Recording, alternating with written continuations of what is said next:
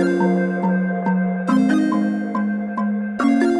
most interesting and difficult thing is the high degree of uncertainty. In all the years that I've been working here, I've never seen both government and companies so uncertain about the future and having difficulty planning. And I think we have to factor that in with the criticism of government, with the interaction with government. But what's happened in Indonesia, at least for the major companies, I'm very active in the International Business Chamber and the American Business Chamber. Below the headlines, there's been a high degree of cooperation, good communication, and goodwill that's developed between a lot of the relevant government departments and most of the major businesses, really with a desire to understand what's going on and to find some coping mechanisms.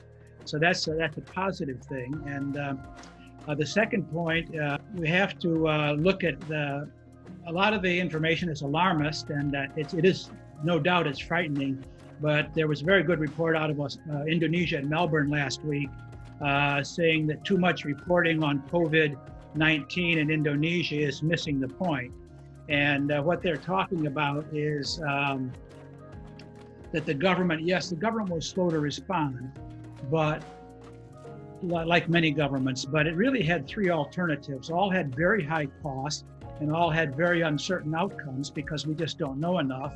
With Indonesia's high population density in the large cities, and this is from the Melbourne report, which I found very good, some rural areas that make social distancing extremely difficult, the huge informal networks of people who in the workforce who work in public spaces and on the streets, they don't eat if they don't work.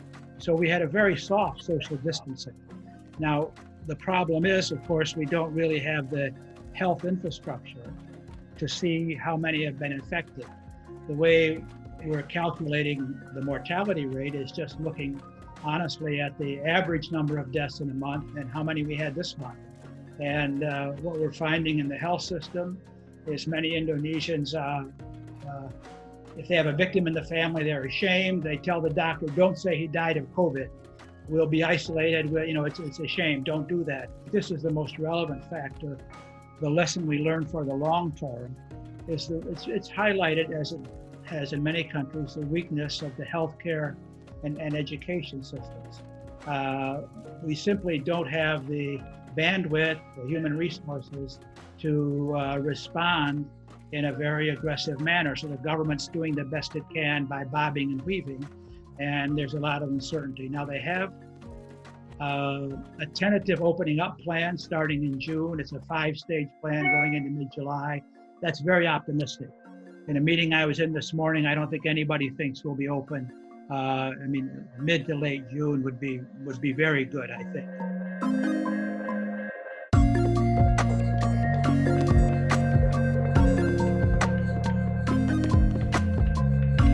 Of course, the service industry can work remotely.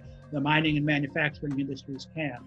I think Nike still has 100,000 employees working, going to the factories every day in Indonesia.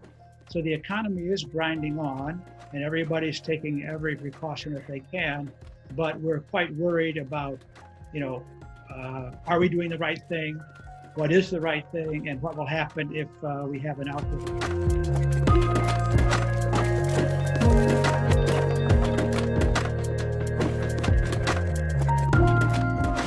The context of the CEPA agreement, one of the really important things is the opening up of education and healthcare. And we've seen both of these sectors really have been left behind due to the old-fashioned regulatory system, which is highly nationalistic, highly autarkic, and run by a number of very self-interested so-called union groups. And so if this can help, if the CEPA terms and conditions of CEPA are applied, I think we can really see great opportunities for Australia, which is very strong in both these areas, but really an opportunity for Indonesia to seriously upgrade its healthcare systems, to catch up with some of its neighbors.